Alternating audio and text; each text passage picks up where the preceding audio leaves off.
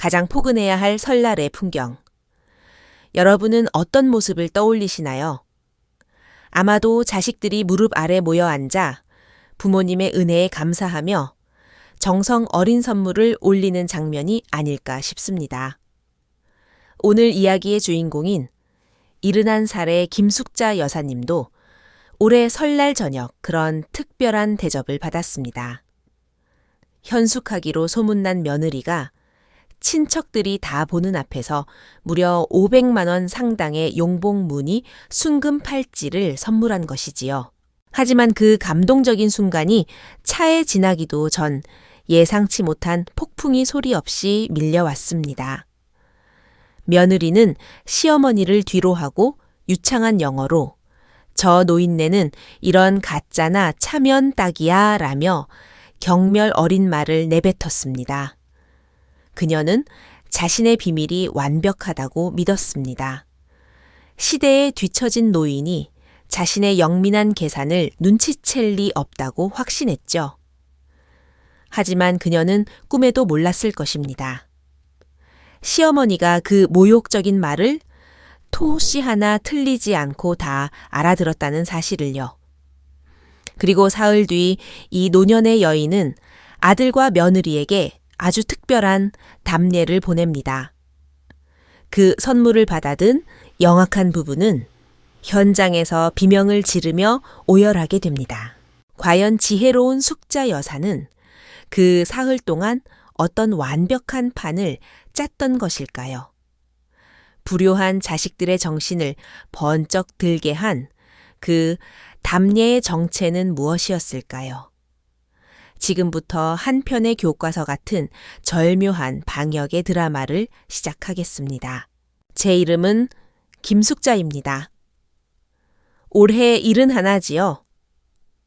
서울 강남구 압구정동의 오래된 아파트를 홀로 지키며 하나뿐인 아들 지훈이가 가정을 꾸리고 활발한 손자 윤우를 낳아 잘 사는 것을 유일한 보람으로 여기며 살아왔습니다. 설날은 우리 집에서 가장 떠들썩한 날입니다. 창밖에는 차가운 겨울바람이 불고 간간히 불꽃놀이 소리가 들려오지만 집 안은 온기로 가득합니다. 주방에서는 갈비찜과 떡국 냄새가 향긋하게 풍겨나오지요. 아들 지훈이와 며느리 혜진이 그리고 어린 윤우가 오후 늦게 도착했습니다. 오늘따라 혜진이는 평소답지 않게 유난히 싹싹했습니다. 문을 열자마자 휴대폰만 들여다보던 예전과는 달리 소매를 걷어붙이고 주방으로 들어와 "어머니, 제가 도와드릴게요. 좀 쉬세요." 라며 꿀이 떨어지는 목소리로 말을 건넸습니다. 저는 웃으며 며느리를 주방 밖으로 밀어냈습니다. "아니다 1년에 겨우 몇 번 오는 날인데 네가 무슨 고생이냐. 거실 가서 지훈이랑 TV나 보렴." 식사 내내 며느리는 제 앞접시에 고기를 놓아주고 어깨를 주무르며 마치 저를 황태후라도 되는 양 지극정성으로 모셨습니다. 함께 모인 친척들도 "숙자 형님은 복도 많으셔 저런 효부 며느리를 얻었으니라며 칭찬을 아끼지 않았습니다. 갑작스러운 친절이 조금 과하다는 생각도 들었지만 명절날 오랜만에 온 가족이 모였으니 그저 즐겁게 이 화기애애한 분위기를 즐기기로 했습니다. 술잔이 몇 번 오가고 분위기가 무르익었을 즈음 혜진이가 갑자기 값비싼 명품 가방에서 고급스러운 붉은 벨벳 상자를 꺼냈습니다. 그녀는 상자를 소중하게 받쳐들고 제 앞으로 다가와 활짝 웃었습니다. 어머니, 혜진의 목소리는 낮았지만 상위의 모든 사람이 들을 수 있을 만큼 또렷했습니다. 올해는 지훈 씨랑 정성을 다해 특별한 새해 선물을 준비했어요. 새해 복 많이 받으시고 건강하게 오래오래 저희 곁에 계셔주세요. 모두의 호기심 어린 시선 속에서 상자가 열렸습니다. 그 안에는 정교한 용과 봉황이 새겨진 황금빛 팔찌가 묵직하게 놓여 있었습니다.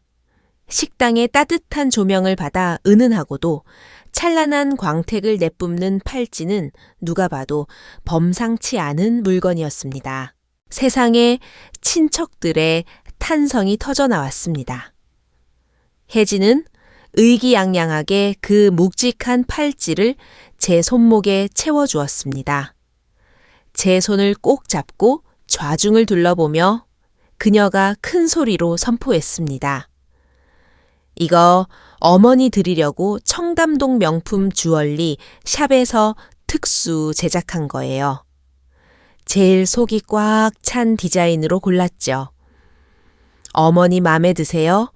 옆에 있던 친척이 거들었습니다. 세공이 장난이 아니네.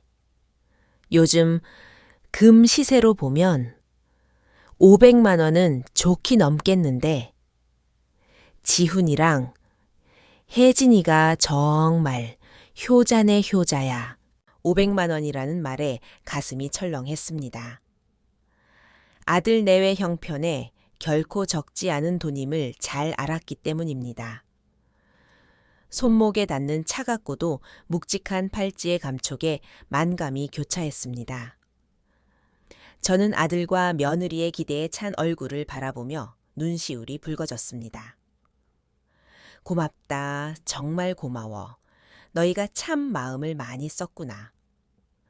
그 순간만큼은 속물적이고 돈을 밝히던 며느리가 지난 몇 년간 제가 베푼 진심에 감복한 것이라 믿고 싶었습니다. 칭찬의 파도가 혜진에게 쏟아졌고 그녀는 그 파도의 중심에서 가장 빛나는 주인공이 되었습니다. 저녁 식사가 거의 끝나갈 무렵 아이들은 방에서 놀고 아들은 설거지를 하러 주방으로 갔습니다. 거실에서 과일을 깎고 있는데 혜진이 제 맞은편에 앉아 가방 정리를 하더군요. 그때 그녀의 휴대폰이 울렸습니다. 발신인을 확인한 그녀의 얼굴에 미소가 번지더니 아주 경쾌한 목소리로 전화를 받았습니다. Hello, oh happy new year. 그녀는 유창하고 익숙한 영어로 대화를 시작했습니다. 저를 피하지도 않고 의자에 비스듬히 앉아 다리를 꼬고 머리칼을 만지며 통화를 이어갔습니다. 휴대폰으로 입을 반쯤 가린 채 그녀는 너무나 자연스럽게 말을 내뱉었습니다. Yeah, why I gave it to her. She totally fell for it. 응, 방금 드렸어. 완전히 속아 넘어갔다니까. It's not real gold, just a plated one from that vendor I told you about. 진짜 그만이야. 전에 말했던 그 집에서 산 도금 제품이지. She looks so touched. You should have seen her face. 얼마나 감동했는지 그 얼굴을 네가 직접 봤어야 해. She has no idea. Honestly, they're so easy to fool. 꿈에도 모를 거야. 솔직히 저런 사람들은 정말 속이기 쉽거든. 사과를 깎던 제 손이 멈췄습니다. 칼날이 사과를 파고드는 소리가 마치 제 가슴을 도려내는 톱질 소리처럼 들렸습니다. 저는 지난 수십 년간 영어를 쓰지 않았습니다. 하지만 젊은 시절 저는 유학을 다녀왔고 외국계 기업에서 오래 근무했습니다. 언어는 깊이 가라앉을 뿐 결코 사라지지 않습니다. 그녀는 제가 영어를 못할 거라 단정짓고 제 면전에서 이런 파렴치한 말들을 쏟아낸 것입니다. 보이지 않는 곳에서 하는 뒷담화가 아니라 저를 철저히 무시한 채 제 앞에서 공연한 연극이었던 것이지요. 그녀의 웃음소리가 칼날처럼 제 뺨을 스치는 것 같았습니다. 휴대폰을 어깨에 끼운 채 가방을 뒤적이는 그녀의 모습은 마치 사기 임무를 완수하고 철수를 준비하는 배우 같았습니다. 저는 내색하지 않았습니다. 다시 사과를 꽉 쥐고 손을 떨지 않으며 껍질을 깎아 내려갔습니다.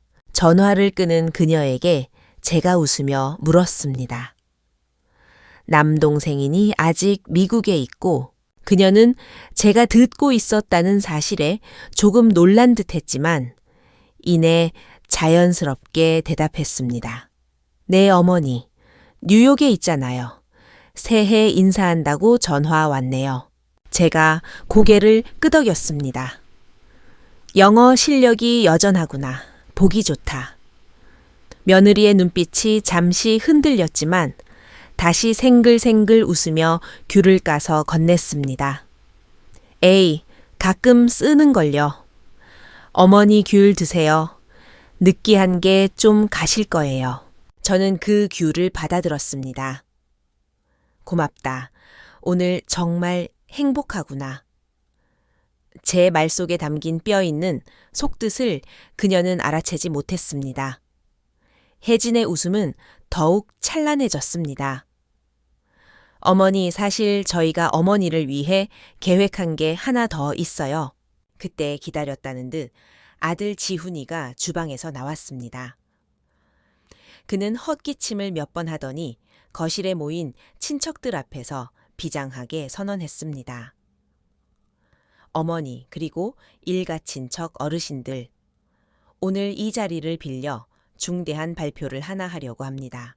그는 제가 잘 아는 그 효심 가득한 표정으로 저를 바라보았습니다.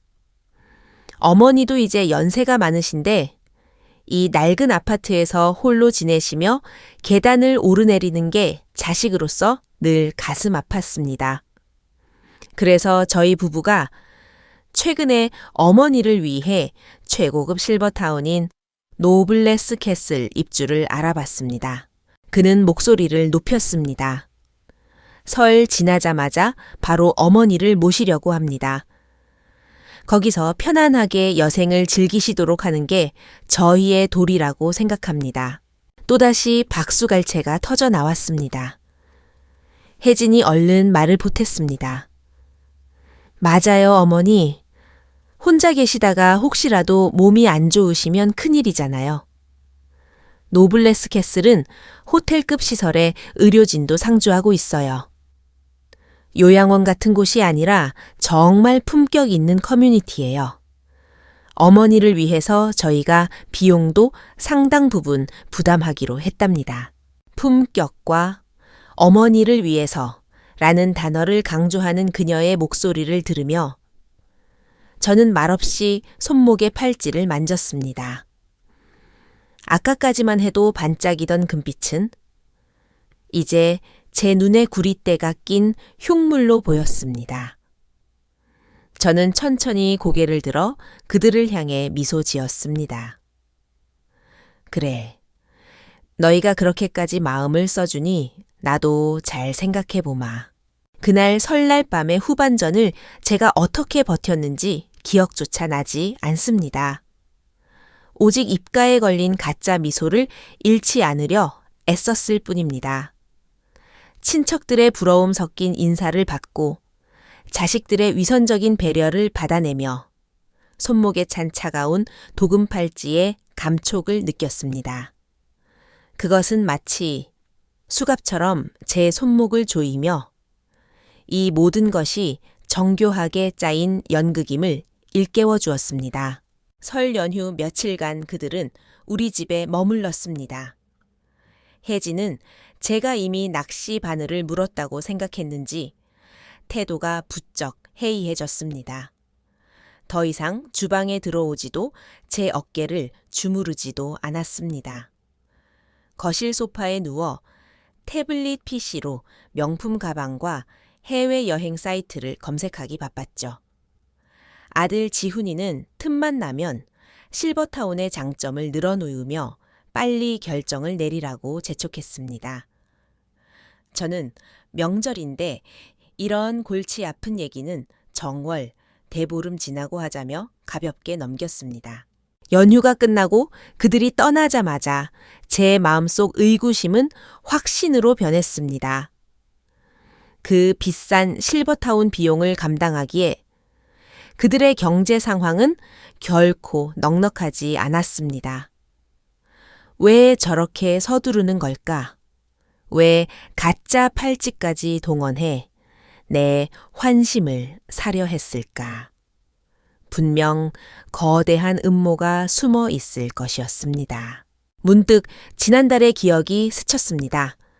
지훈이가 사뭇 심각한 얼굴로 찾아와 말했었지요. 어머니 정부에서 노인 복지연금 제도를 개편한다고 전수조사를 한대요. 어머니 신분증이랑 인감 도장이 필요해요.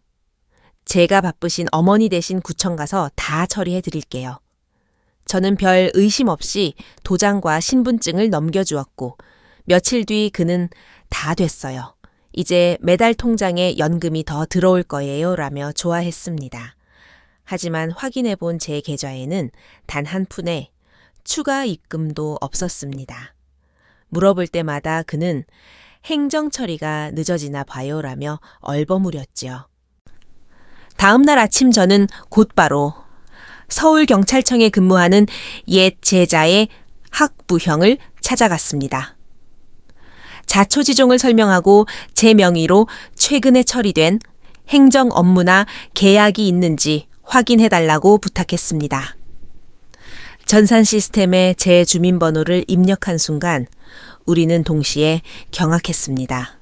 지난달 지훈이가 제 신분증을 가져갔던 그 기간에 제 명의로 거대한 계약이 체결되어 있었습니다. 그것은 복지연금 신청이 아니라 바로 그 노블레스 캐슬, 실버타운과 맺은 10년 장기 입주 및 재산관리 위탁 계약이었습니다. 전자문서에는 제 신분증 사본과 인감도장이 선명하게 찍혀 있었습니다. 더 충격적인 것은 계약서 마지막 장에 첨부된 재산 정원 위임장이었습니다. 제가 실버타운에 입주하는 즉시 제 명의의 압구정 아파트와 모든 예금 주식 등을 아들 이지훈에게 위임한다는 내용이 백지 위에 시퍼렇게 적혀 있었습니다. 살아있는 저를 산 채로 요양시설에 가두고 재산을 가로채려는 현대판 고려장이자 매신 문서였습니다. 전신이 부르르 떨렸습니다. 아들과 며느리는 제가 고민하기를 기다린 게 아니었습니다. 이미 모든 판을 짜놓고 저를 그 화려한 감옥으로 밀어 넣을 날짜만 세고 있었던 것이죠. 설날의 그 연극은 자신들의 범죄를 효도로 포장하기 위한 완벽한 연막탄이었습니다. 경찰서를 나온 제 앞에 서울 도심은 눈부시게 밝았지만 제 마음은 얼음장처럼 차가웠습니다.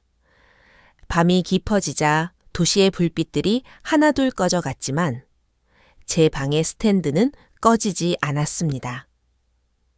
저는 노트북을 켜고 노블레스 캐슬을 검색했습니다. 놀랍게도 그곳은 완벽에 가까운 별 5개짜리 리뷰들로 가득했습니다. 홈페이지는 5성급 호텔처럼 화려했고 영상 속 노인들은 넓은 정원에서 태극권을 하거나 유화를 그리며 행복하게 웃고 있었습니다.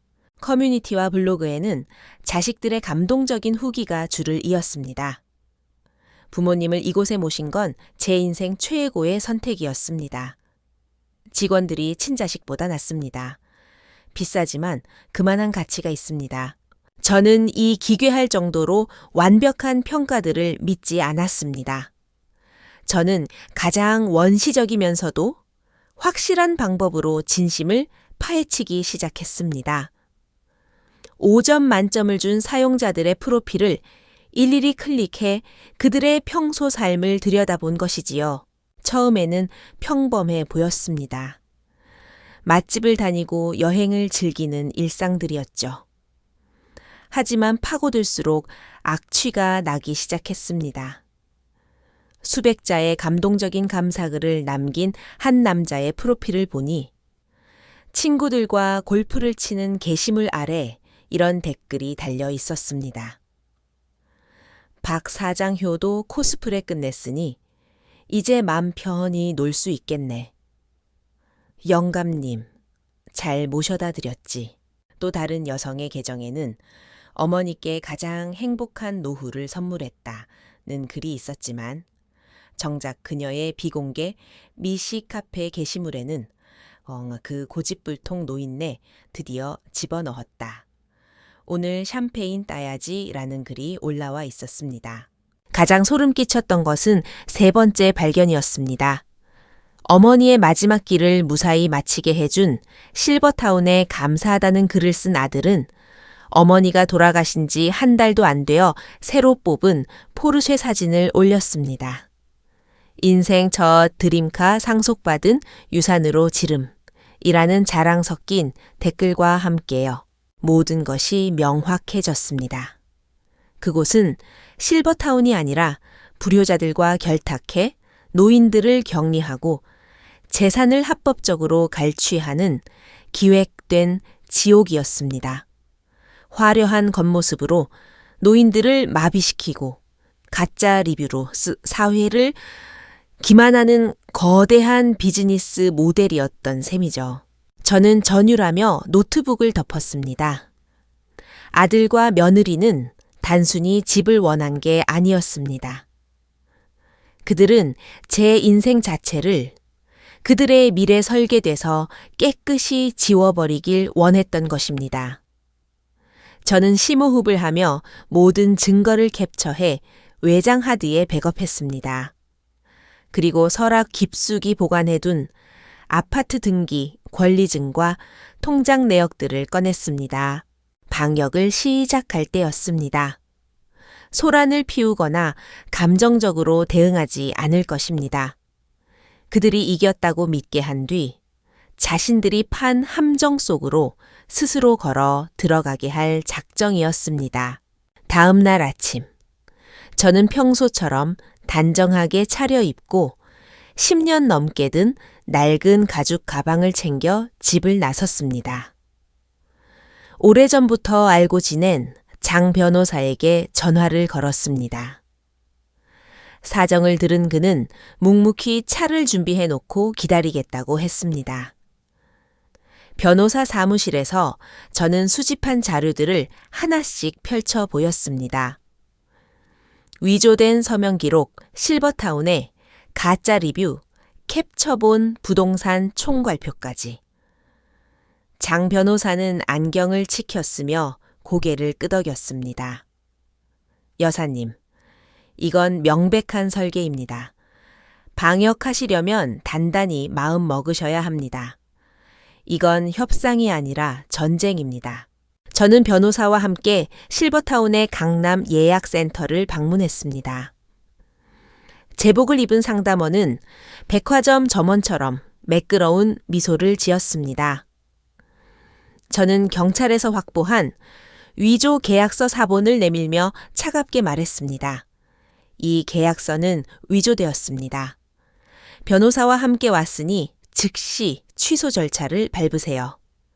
조용히 처리하지 않으면 다음 주에 기자들을 대동하고 다시 오겠습니다. 기자라는 말에 직원의 얼굴이 흑빛으로 변했습니다. 잠시 후 센터장이라는 남자가 나타났습니다. 어머니 계약 취소는 원칙적으로 불가능합니다만 제가 말을 잘랐습니다. 센터장님, 사문서 위조와 가족 결탁 재산 편취 협의는 사회뉴스 한 면에 나기 딱 좋은 소재 아닌가요? 센터장의 얼굴은 종이장보다 더 하얗게 질렸습니다. 장 변호사의 강력한 법적 압박과 명백한 증거 앞에 그는 신입분 만에 계약서를 파쇄기에 넣었습니다. 저는 아들이 제 재산을 처분하도록 위임했던 서류의 복사본을 챙기고 오늘 제가 다녀간 사실을 아들 내외에게 비밀로 하라는 확약서를 받아냈습니다. 다음 행선지는 공증사무소였습니다. 저는 하루 종일 변호사와 함께 제 모든 재산을 재설계했습니다. 최고 법적 효력을 가진 유언 공증서를 작성했지요.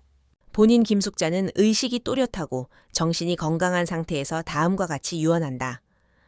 사후 본인 명의의 압구정 아파트와 모든 주식 예금은 초록우산 어린이재단에 전액 기부한다.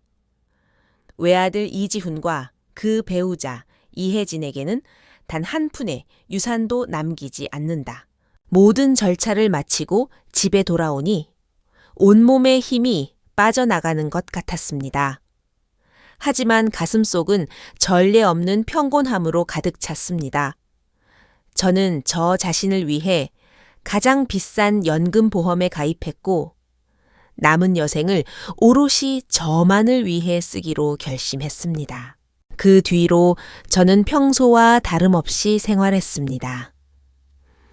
복지관에서 인문학 강의를 듣고 친구들과 산책을 했습니다. 저의 이런 태연한 모습에 아들 내외는 제가 실버타운행을 받아들였다고 확신한 모양입니다. 그들은 안심했는지 보름 동안 안부 전화 한 통 없었습니다. 저는 서두르지 않았습니다. 사냥꾼은 먹잇감이 함정 속으로 깊숙이 들어오길 기다릴 줄 알아야 하니까요. 보름 뒤 제가 먼저 며느리 혜진에게 전화를 걸었습니다. 아주 천진난만하고 들뜬 목소리로 말했죠. 혜진아, 이 애미가 생각해보니 내 말이 맞더라. 나이 들어선 좋은 데 가서 호강해야지. 그 노블레스 캐슬인가 하는 데 가기로 결정했다. 전화기 너머로 혜진의 거친 숨소리가 들렸습니다.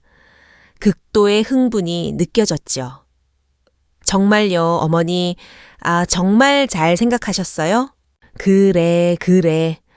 그리고 설날에 네가 준 그 금팔찌가 어찌나 예쁜지 동네 사람들이 다 부러워해. 너무 고마워서 나도 보답을 좀 하고 싶구나. 지금 나 좀 데리러 오련 청담동 그 샵에 가서 내가 너한테도 똑같은 급으로 선물 하나 해줄게. 오이, 똑같은 급으로요. 혜진의 목소리가 떨렸습니다. 500만 원 상당의 선물을 기대하는 떨림이었겠죠. 1시간 뒤 혜진은 최신상 원피스를 차려입고 화려하게 등장했습니다. 우리는 청담동의 그 화려한 주얼리 샵 본점으로 향했습니다. 수정 샹들리에가 빛나는 매장에서 혜진은 마치 쌀 창고에 들어간 쥐처럼 눈을 반짝이며 진열장을 훑었습니다. 상담석에 앉아 제가 슬쩍 운을 띄웠습니다. 혜진아, 네가 준 선물이 너무 귀해서 나도 대충 할 수가 없구나. 그런데 내가 나이가 들어서 그런지 요즘 시세를 잘 모르겠어. 우선 네가 준 이 팔찌부터 좀 감정을 해달라고 하자. 그래야 비슷한 수준으로 골라주지 않겠니? 혜진의 얼굴 근육이 일순간 경직되었습니다. 그녀는 당황하며 손사래를 쳤습니다. 어머니, 뭘 그런 걸 다. 전 정말 괜찮아요. 마음만 받을게요. 저는 아랑곳하지 않고 벨벳 상자를 꺼내 점원에게 건넸습니다. 이 팔찌 순도가 어떻게 되는지 중량이랑 시세 좀 확인해 주세요. 며느리한테 똑같은 걸로 해주려고요. 혜진은 안절부절 못하며 자리를 뜨려 했지만 저는 금방 끝난다는데 왜 그러니? 라며 그녀를 붙잡았습니다. 정밀 측정실의 문이 닫히고 혜진의 얼굴에서는 핏기가 사라졌습니다. 잠시 후 매장 매니저가 곤혹스러운 표정으로 트레이에 팔찌를 받쳐 들고 나왔습니다.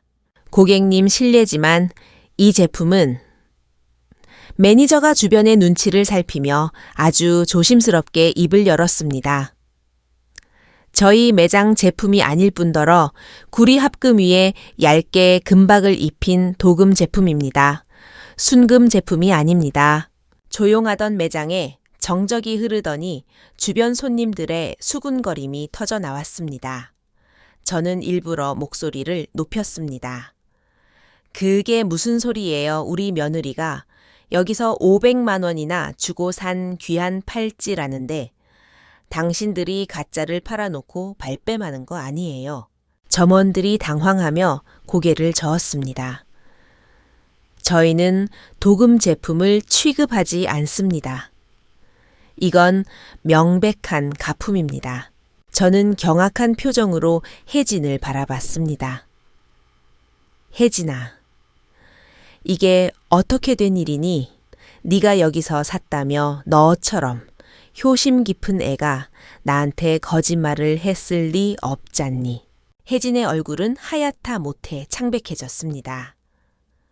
어머니, 그게 저도 속았나 봐요. 분명 진짜인 줄 알았는데. 그녀의 목소리가 사시나무 떨듯 흔들렸습니다. 저는 단호하게 말했습니다. 안 되겠다. 우리처럼 순진한 사람들이 사기를 당하다니. 매니저님, 당장 경찰 부르세요. 우리 며느리 억울한 거 풀어줘야 합니다. 경찰이라는 말에 혜진은 비명을 지르며 바닥에 주저앉았습니다. 주변의 멸시 가득한 시선과 곧 경찰이 들이닥칠 거라는 공포가 그녀의 마지막 방어선을 무너뜨렸습니다. 그녀는 통곡하며 진실을 실토했습니다. 그 팔찌는 청담동이 아니라 동대문 뒷골목 노점에서 5만 원 주고 산 싸구려 가짜였음을 오직 친척들 앞에서 효부로 보이고 싶어 거짓말을 했음을 울면서 자백했습니다. 저는 아수라장이 된 매장 한가운데서 우는 며느리를 천천히 일으켜 세웠습니다. 손수건으로 그녀의 눈물을 닦아주며 나직이 말했습니다. 예야 허영심이란 건 이 세상에서 가장 비싼 사치품이란다. 넌 그걸 감당할 능력이 안 되는구나. 저는 팔찌 상자를 카운터에 내팽개치고 호련히 매장을 빠져나왔습니다. 다음 날 아침 동네 이웃들에게 메시지가 쏟아졌습니다. 강남 시어머니의 가짜 효부, 참교육이라는 제목으로 유튜브와 SNS에 혜진이 울며 자백하는 영상이 퍼진 것이지요. 며느리가 공들여 쌓아온 체면과 완벽한 효부 이미지는 단 2분 만의 영상으로 산산조각이 났습니다. 저녁 무렵 혜진이 집으로 찾아왔습니다. 화장기 없는 얼굴에 눈은 퉁퉁 부어 있더군요. 그녀는 문 밖에서 한참을 울며 빌었습니다. 하지만 저는 문을 열지 않았습니다. 그녀의 눈물은 반성이 아니라 바닥으로 떨어진 자신의 평판을 되살려달라는 비굴한 구걸임을 알았기 때문입니다. 하루 뒤 아들 지훈이가 과일 바구니를 들고 찾아왔습니다. 주름진 셔츠에 엉망인 차림새였습니다. 어머니 정말 잘못했습니다. 혜진이가 한순간 눈이 멀어서 그랬나 봐요. 영상 좀 내려달라고 해주세요. 저 직장에서 얼굴을 못 들고 다녀요. 저는 그를 식탁에 앉히고 제가 미리 준비한 서류들을 내밀었습니다. 실버타운 계약 해지 확인서와 재산 환원 서류 그리고 제 재산을 어린이재단에 기부한다는 유언장 공증 사본이었습니다. 지훈이의 눈이 커졌습니다. 어머니, 이게 뭐예요? 재산을 다 기부하시다니요. 그럼 저희는요, 윤우는요? 저는 차갑게 응수했습니다. 네가 내 아들이라는 사실을 기억했다면 내 신분증을 훔쳐 나를 실버타운에 가두려 하지는 않았겠지. 넌 내 효자가 아니라 내 재산을 노리는 사냥꾼이었을 뿐이다. 네가 가짜 팔찌로 내 눈을 가리려 할 때 나 역시 너희에 대한 기대를 완전히 접었다. 지훈은 무릎을 꿇고 애원했습니다. 어머니, 제발요 한 번만 기회를 주세요. 저희가 정말 잘할게요. 아니 지훈아, 너희는 변하지 않아. 너희는 내가 무서운 게 아니라 돈줄이 끊기는 게 무서운 거겠지. 오늘 이후로 이 집에 발들일 생각 마라. 내 인생은 이제 너희의 자산도 뒷바라지 수단도 아니다. 나는 남은 인생을 나 자신으로 살기로 했다.